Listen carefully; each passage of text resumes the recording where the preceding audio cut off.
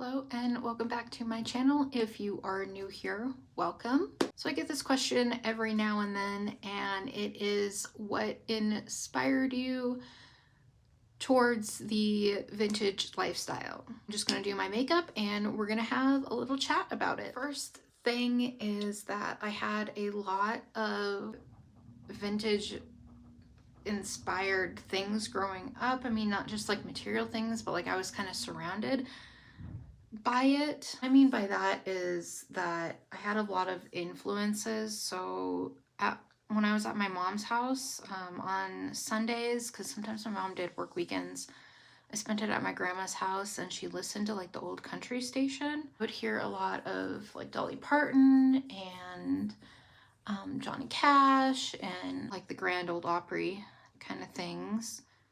My grandma would also like to watch the old movies as well. When I was at my dad's house, he always liked to watch the TCM channel, the Turner Classic Movies, and that's where I saw Wizard of Oz for the first time. I fell in love with it.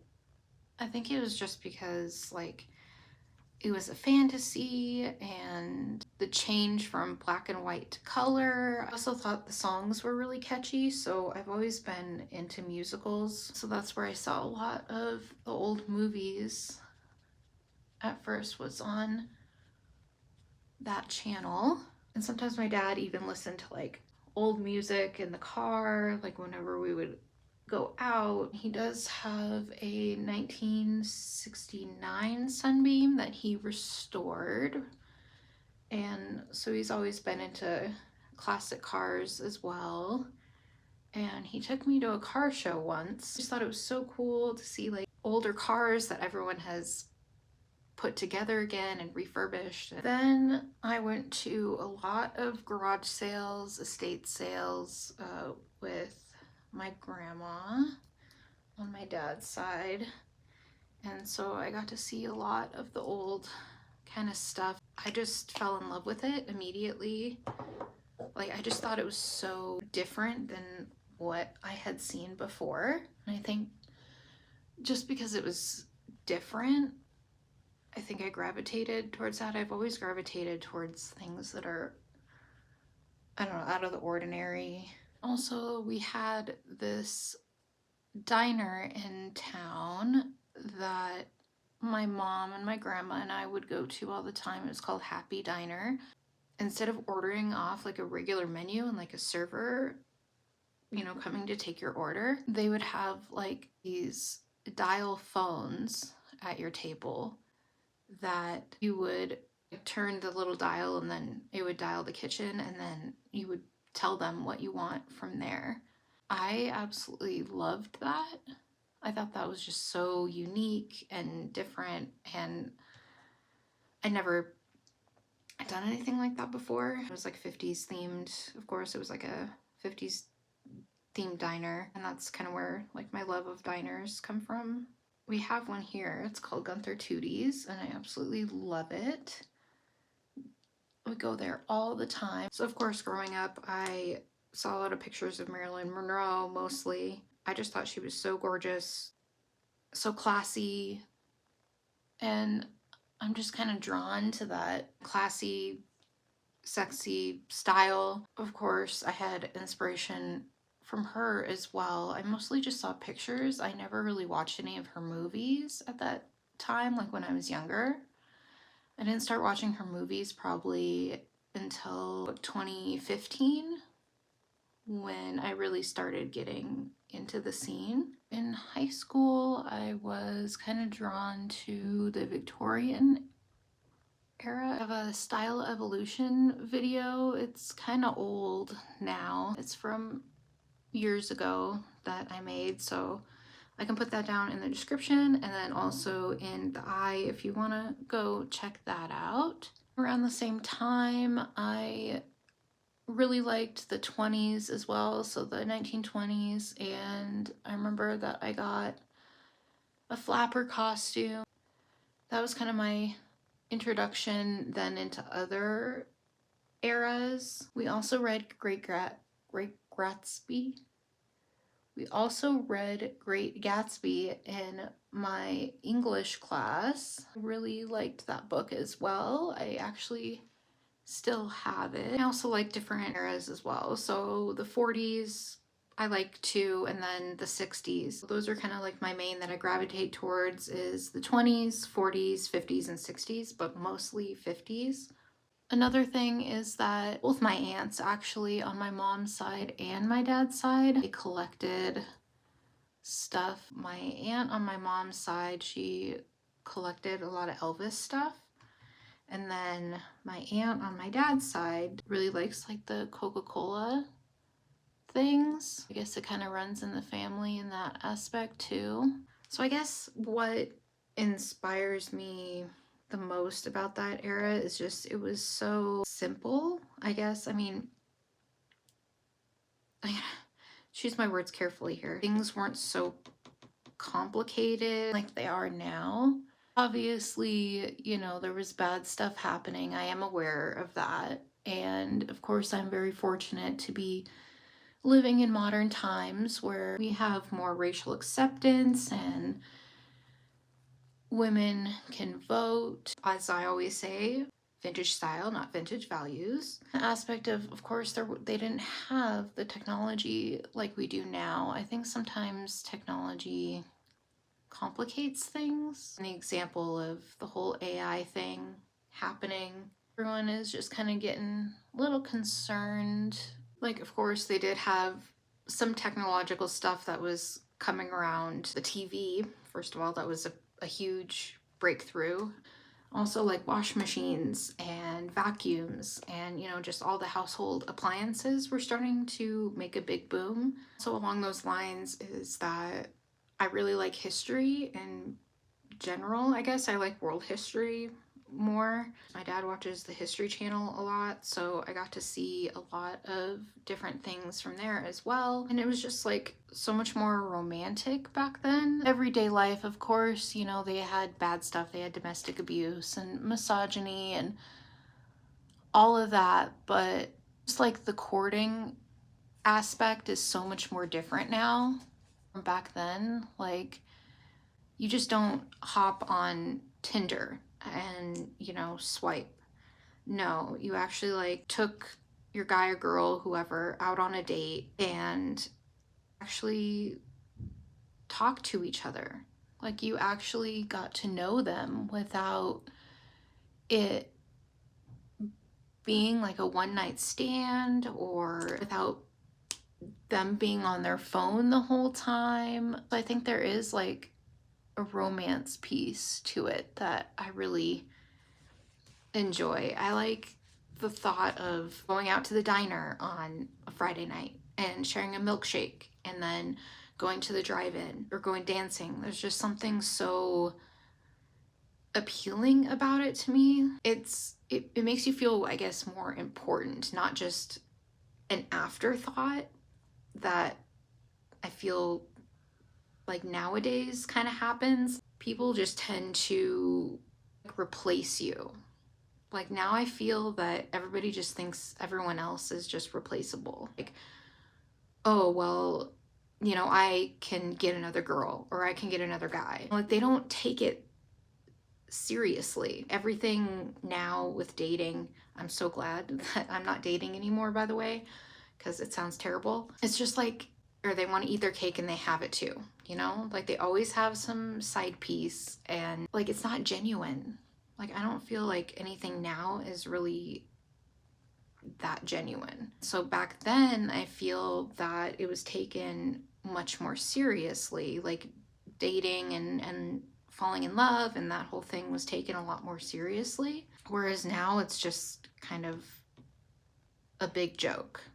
Hi, Editing Cassie here, and I am fully aware that there was still infidelity back then. There always has been, there always will be throughout history, no matter what time period that you're in.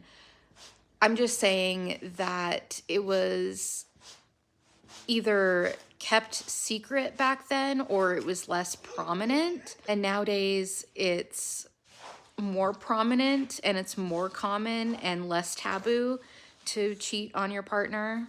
There's something just kind of wholesome about the whole era, you know, like the selling of the American dream, and which we don't have anymore because American dream is dead. Just this prosperity that I feel like we don't have anymore, especially in the current political and economic climate. Just felt like there was just so much hope, you know, and now it's just like everybody's sad, everybody's broke.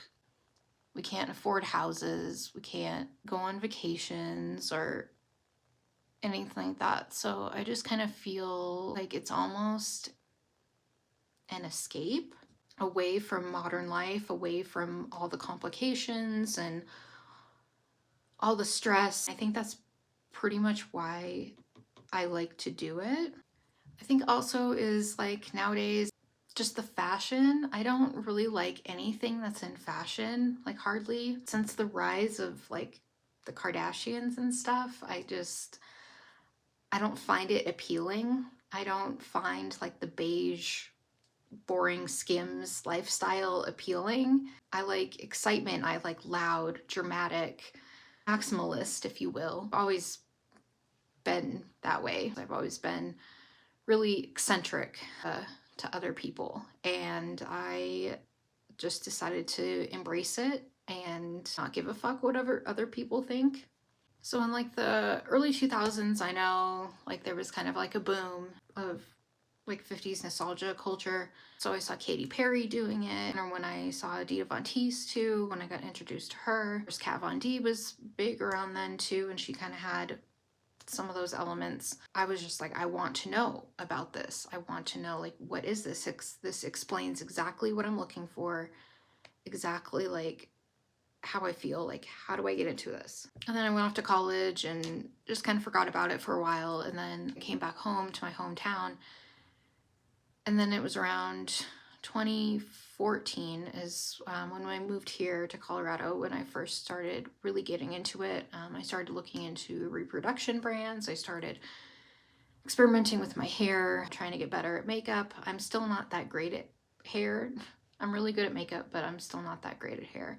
I feel like I could be better. That time is when I found out about like rockabilly, pinup culture, and then I just kind of started trying to find everything out about it as I could. I went on Pinterest, I went on Tumblr, I Googled stuff. I just kind of delved into it myself and just kind of created my Miss Arsenic persona. My love of vintage has not gone away. It's just now that I'm a mom, it's a little bit harder to do. Still do dress up every now and then, just not as much as I would like, because I have a lot of stuff going on with my kiddo. Now when I put on makeup and like I'm reminded why I like it. It just makes me feel beautiful. It makes me feel powerful, confident. I had really low self-esteem growing up, and so it helped me a lot. Now my mom and I, whenever she's here or I go back home, go antiquing, and that's one of her favorite things to do. This year I've gotten her into the retro nostalgic Christmas stuff, which I absolutely love that they have out now. We went to Viva Las Vegas in 2019, and that was really fun. I got to meet some people there. I also have a vlog about that as well, so I can put that in the links. So yeah, I don't know, I've just always kind of been an old soul. I kind of miss when people wrote letters to each other instead of texting or emailing. There's just something so much more personable about it. Speaking of which, my grandma had a typewriter when I was younger too. My grandma on my mom's side.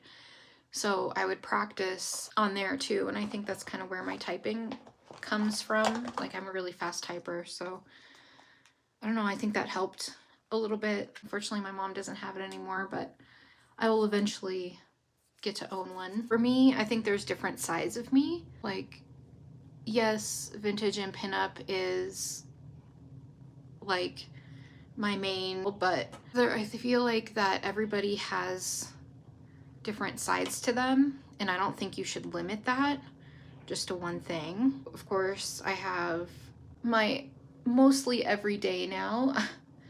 I usually just wear leggings and like some kind of top, whether it be like a t-shirt or, you know, one of my more fancier tops, whatever. This is just, it's easier. You know, I have a toddler now, so with him moving around a lot and everything, I have like my pink kind of like girly girl side, you know, that I've really tapped into recently. And then of course, like I have like my more darker side, which was from my high school days. So I still really like Universal Monsters. I still like horror movies. I think that everyone has different facets to them that you shouldn't necessarily keep hidden. I don't believe in being a vintage purist, so to speak, because that's just kind of limiting yourself. I just think that it's just good to have and explore different sides of yourself.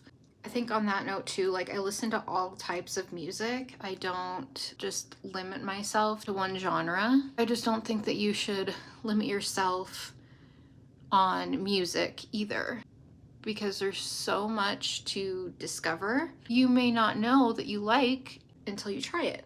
So just like the same with fashion, I feel the same way about music. Is sometimes you just gotta try different stuff, and if you don't like it, then you don't have to wear it again, or you don't have to listen to it again. I just think being a more rounded person overall gives you more character. It just makes you more interesting. I think that my style is a combination of multiple things. I think my main fashion icons though are probably Jane Mansfield and Betty Page. Take inspiration from them and the old Hollywood stars as well. Of course, like just classic Americana, kitschy things. I love really kitschy and odd things. Just kind of do what I think feels right, and it sometimes looks really good and it sometimes looks really bad. So it's just kind of a hit or miss. And that was a little insight into my inspiration towards the vintage lifestyle. I hope you guys all have a great day. I will see you later. Bye.